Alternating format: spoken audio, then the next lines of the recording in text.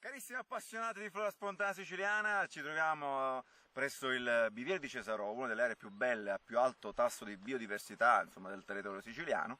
Siamo nel territorio dei Nebrodi e abbiamo trovato, attraverso le nostre esplorazioni e girovagando, insomma, per cercare qualche specie interessante, abbiamo proprio trovato una vera chicca.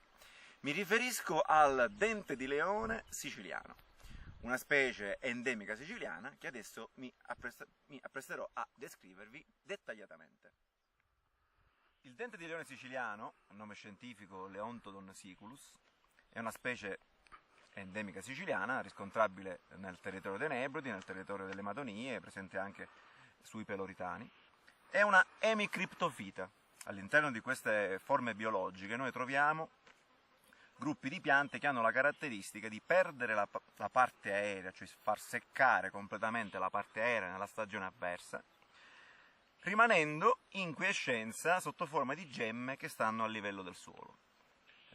Quando superano la stagione avversa, dalla gemma iniziano a schiudersi le prime foglioline basali, che formano quindi una rosetta, dopodiché dal centro della rosetta producono questi peduncoli che portano all'apice questi capolini con soli fiori ligulati. La caratteristica di Leontodon siculus è proprio quella di produrre dei capolini penduli prima della fioritura. Allora, quello che bisogna osservare, bisogna capire, intanto quello che voi state osservando in questo momento non è un fiore. In che senso? Quello che voi state osservando è un insieme di fiori. Infatti vi mostrerò perché è un insieme di fiori. Ogni singola struttura che io adesso mi appresterò ad abbassare, quindi a staccare, guardate cosa succede. Porta con sé, osservate, delle strutture fertili, che sono stami e stigma. Avendo strutture fertili e strutture sterili, questo è da considerare un singolo fiore. Questo capolino è formato da un insieme di fiori che hanno questa morfologia, chiamati fiori ligulati. Quindi questo è un capolino con fiori ligulati, quindi è da considerare un'infiorescenza, non è un fiore. Questo deve essere intanto il punto di partenza per imparare a riconoscere bene la complessa famiglia delle Asteracee.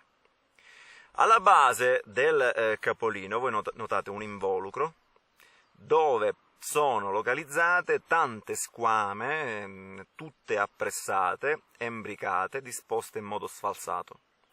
Le squame, l'involucro è quasi del tutto glabro. Ecco. Altro dettaglio importante che adesso osserveremo sono le foglie basali.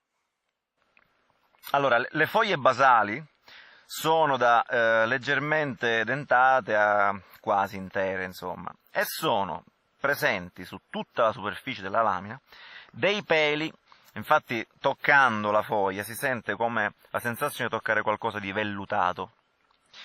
Se noi osserviamo la lamina fogliare attraverso uno stereomicroscopio, noi osserveremo dei particolari peli con un piccolo fusticino che portano all'apice una sorta di stella. È veramente una caratteristica, direi, tipica di questa specie, che rappresenta una vera e propria rarità nel territorio siciliano. Il dente di leone siciliano è una specie, come dicevamo prima, abbastanza rara in Sicilia, quindi merita particolare protezione. Ed è una di quelle specie che danno ricchezza a un territorio. Quindi è importante conoscerla soprattutto per salvaguardarla, e quindi massimo rispetto per queste specie che garantiscono la vera ricchezza al nostro territorio. Con il dente di leone siciliano vi saluto e vi do appuntamento a un'altra avventura botanica, quindi buona continuazione e ciao a tutti.